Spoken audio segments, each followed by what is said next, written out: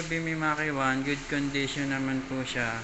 So ngayon, yung mga pending dito is pinapagawa ko sa baba dahil loaded ako sa flatbed. Ito naman po ang UV flatbed. Good condition naman po siya. Nag-ano po ako yung kay Ma'am Grace. Bali, ito yung mga approved ko for orders.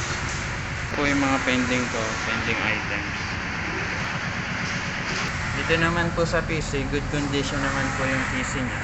Ito po, may free space na 67.9 GB. Ito naman po ang PC ng UV Mimaki 1. May free space na 172 GB. Good condition naman po. Ito naman po ang aking UV jig. Kompleto naman po ako sa jig.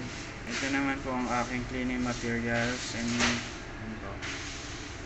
Maayos naman. Dito na rin po yung muto. Papa-setup na lang po.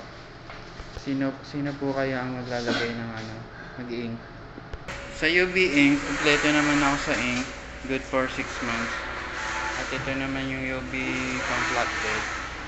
Ganun din po. Kompleto rin po.